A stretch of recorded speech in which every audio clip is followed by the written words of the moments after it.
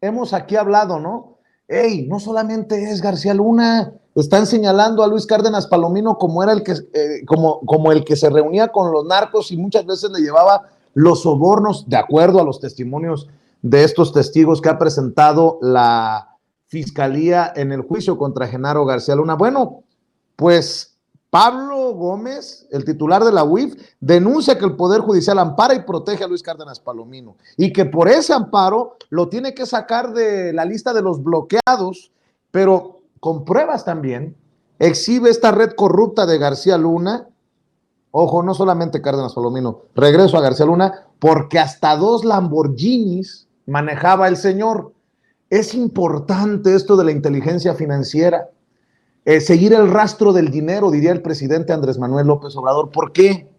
Porque así podríamos darnos cuenta, a ver, si 22 años tenía como funcionario público Genaro García Luna, ¿cuánto ganaba por año? ¿Cuánto ganaba como secretario? Ah, cabrón, Lamborghinis, pues no da. ¿Casas? ¿Ranchos? No, pues no da. Pues tan fácil que es seguir el rastro del dinero. Permíteme precisamente recuperar esta parte de la exposición de Pablo Gómez y me das tus impresiones y tus opiniones, Jaime, con pruebas. Muestra la red corrupta de García Luna en la mañanera.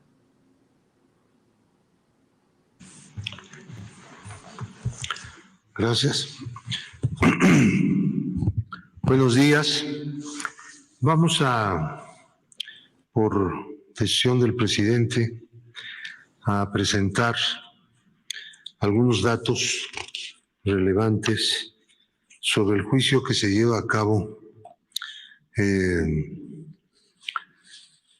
de carácter civil en el estado de Florida en contra de Genaro García Luna y de una serie de personas y de empresas que formaron parte de la red de corrupción encabezada por este sujeto. Durante el tiempo que Genaro García Luna ejerció su cargo como secretario de Seguridad Pública del gobierno federal y posteriormente a ello tejió una red de corrupción y lavado de dinero para beneficio personal y de sus socios cercanos. Bajo auspicio de García Luna, un conglomerado empresarial familiar que opera en distintos países obtuvo 30 contratos con diversos órganos de seguridad pública en México, a partir de los cuales se extrajeron recursos públicos por un monto de $745.9 millones y sigue el examen de otras operaciones. No hemos terminado. Estos beneficios fueron transferidos al extranjero mediante mecanismos dirigidos a ocultar el rastro a través de la utilización de paraísos fiscales y aplicados a la adquisición de bienes muebles e inmuebles, así como otros activos en territorio norteamericano en el estado de Florida. El actual gobierno de México, por conducto de la Unidad de Inteligencia Financiera de la Secretaría de Hacienda y Crédito Público, identificó la red de corrupción de García Luna, su forma de operación, los montos y la ruta que siguieron los recursos.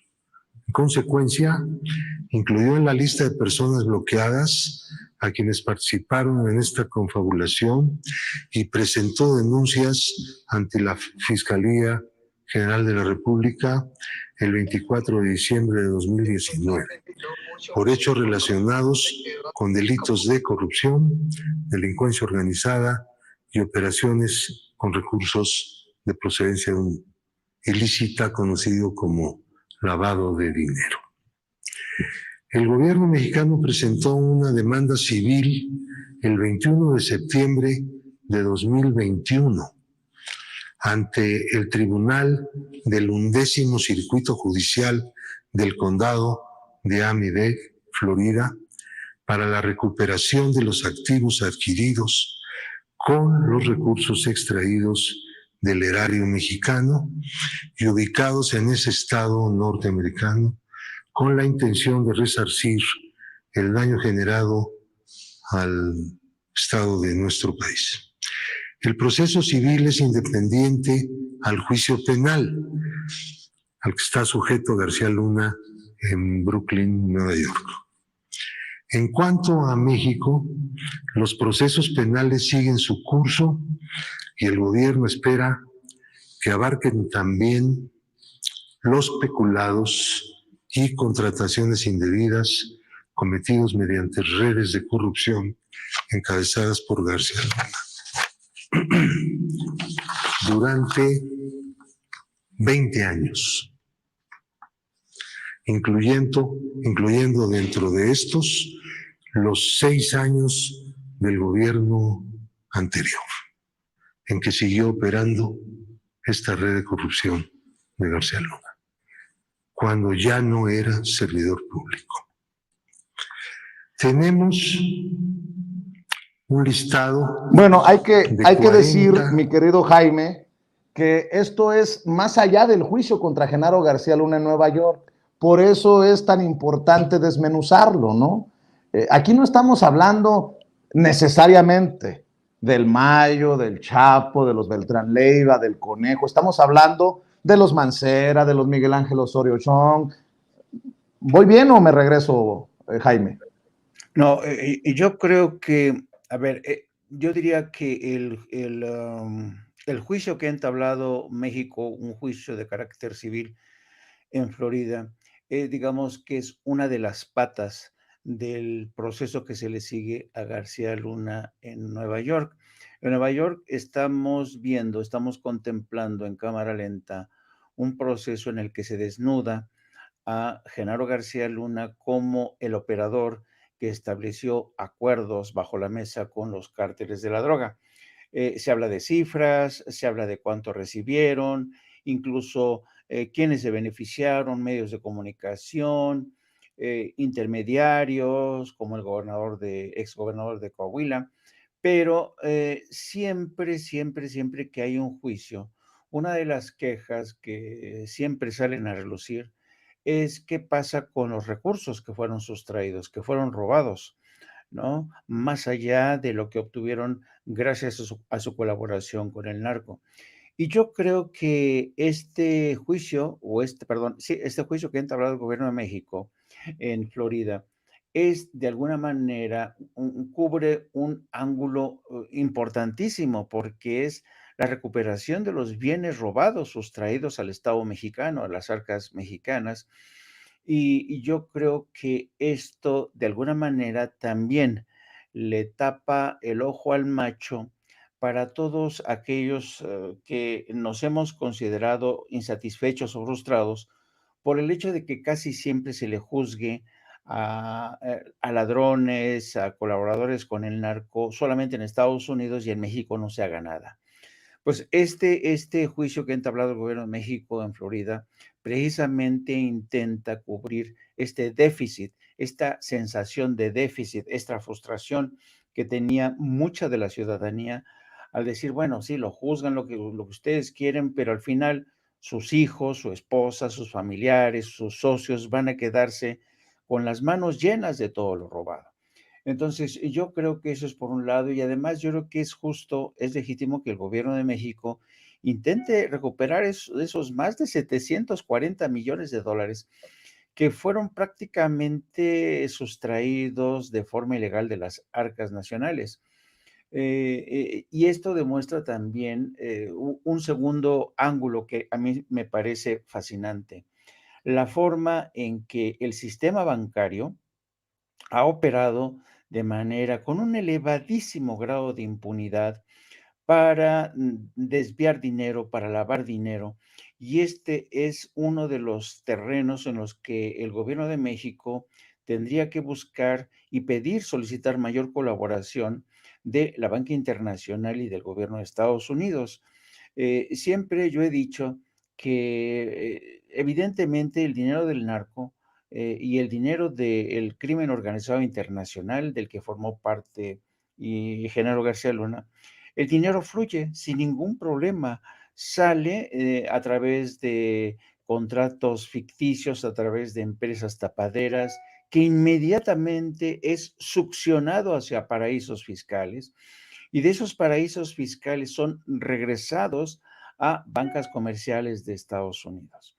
En Estados Unidos, pese a que hay un acta contra el lavado de dinero, es un acta que se suscribió creo que desde 1986, a pesar de ello, no hay ni un solo alto funcionario de la banca estadounidense en la cárcel, a pesar de que la banca en Estados Unidos es la principal lavadora de dinero del crimen organizado y los cárteles de la droga. Pero, ¿qué es lo que ocurre? ¿Por qué no hay altos funcionarios de la banca de Estados Unidos en la cárcel? Porque en Estados Unidos el sistema judicial permite a los dueños de la banca, a los presidentes de la banca, llegar a acuerdos con el gobierno, con el Departamento de Justicia, y decir, oye, lavaste 50,000 millones de dólares, y el otro le dice, ay, perdón, no me había dado cuenta. Pues sí, pues te voy a caer una multa de 10,000 millones de dólares. Ah, bueno, perfecto. Pero aún así, con esa multa ya obtuvo una ganancia de 40,000 millones de dólares. O sea, este sistema de lavado de dinero, del desvío hacia paraísos fiscales, sigue siendo realmente el quebradero de cabeza de los gobiernos para dejar sin recursos al crimen organizado internacional, entre ellos los carteles de la droga y sus aliados, como es el caso de García Luna. Un último punto a tener a consideración desde mi punto de vista es el hecho, es que es increíble que ocurra esto. Tú sabes que uno de los principales problemas que tiene en México el sistema carcelario, el sistema penitenciario, es que los delincuentes, a pesar de que ya están refundidos en las cárceles de máxima seguridad, a pesar de ello, siguen operando desde la cárcel. Y ese es el caso de del señor Cárdenas Palomino, que ha seguido operando desde la cárcel para defender, para coordinar su defensa, para evitar que le sean congeladas las cuentas. Y es inconcebible, realmente es vergonzoso cómo el aparato judicial le ha concedido, está protegiéndolo a este ladrón, a este criminal, a este torturador. Claro. Muchos aducen a que, bueno, es que el juicio entablado fue antes de que se iniciara el juicio contra él y García Luna y Ramón Pequeño en Nueva York. Pues, ¿y eso qué? O sea, estamos hablando de desvío de recursos, pero se queja el señor y ha contratado abogados y ha seguramente pagado cierta cuota en el Poder Judicial que lo defienden. Fíjate lo que es interesante. Algunos magistrados del Poder Judicial, lejos de ser garantes de la justicia, de la transparencia, de la equidad, se convierten en cancerberos de estos malandros, les protegen sus inversiones, les protegen sus finanzas, les protegen sus ahorros a cambio de que, pues ya nos imaginamos, ¿verdad?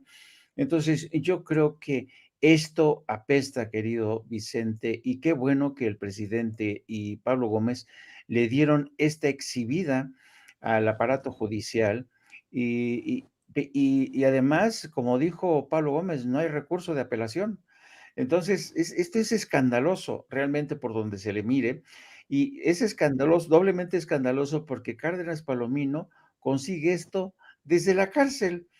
Opera como un capo, ¿no? No, no, pero voy a permitir que me desbloqueen mis cuentas bancarias y aquí te das cuenta de cómo el sistema judicial en México realmente funciona solamente para los más poderosos, para los malandros, para los que son capaces de soltar, de aceitar la maquinaria judicial con generosas cantidades de dinero, con intermediarios, con cabilderos, y desafortunadamente ese es el sistema judicial que tenemos. Y por eso es triste, porque además, fíjate, la disparidad, ¿no? Mientras en Estados Unidos se juzga a un personaje como Genaro García Luna y los fiscales tienen que ser muy meticulosos a la hora de procesarlo, a la hora de responder a las acusaciones de la defensa, y existe un juez que garantista de los derechos de García Luna, porque son muchas las cosas que le ha concedido la defensa. De este lado de México, Son los malandros quienes no solamente tienen salvaguardados sus derechos, sino también su riqueza. Mala vida, yo creo que este sistema judicial en México, que desde hace mucho se dijo que es un sistema judicial que estaba podrido y que necesitaba regenerarse. Yo creo que va a ser una de las grandes asignaturas pendientes de este gobierno. Yo no sé cuánto tiempo será necesario para realmente eh, terminar con estas malas prácticas de la justicia mexicana, pero yo sospecho, porque es un tema de mala impartición de justicia multigeneracional, porque como ya hemos dicho, como tú has dicho, el gran Paco, son casi, casi cargos que se heredan, ¿no? Se dan a los hijos, a las amantes, a las esposas, al sobrino, ¿no? Entonces, yo creo que este es un tema que va a requerir realmente de gente que desde dentro del aparato judicial tenga los suficientes pantalones o las suficientes faldas para cometer una limpia, una purga de ese sistema judicial, porque mientras no ocurra esto, Dios mío, yo no sé, porque además aquí hay otros factores en juego que son los poderes fácticos que van a estar ahí siempre tratando de meter mano. Ya lo veíamos con aquel testimonio de Héctor Aguilar Camín con sus compañeros del Colegio Madrid cuando les decía, lo primero que hay que hacer es cabildear en corto con los miembros de la Suprema Corte, con los jueces, porque es ahí donde podemos frenar el cambio, el proyecto de López Obrador, con amparos, platicando en corto con los jueces. ¿Por qué? Porque ellos saben que los jueces precisamente son esa parte, se ha convertido, ¿sabes qué? Lamentablemente, en una parte accesoria y de los corruptos, y ahora estamos viendo del crimen organizado. No te lo Ujú. pierdas, del crimen organizado con esta defensa que hacen de Cárdenas Palomino.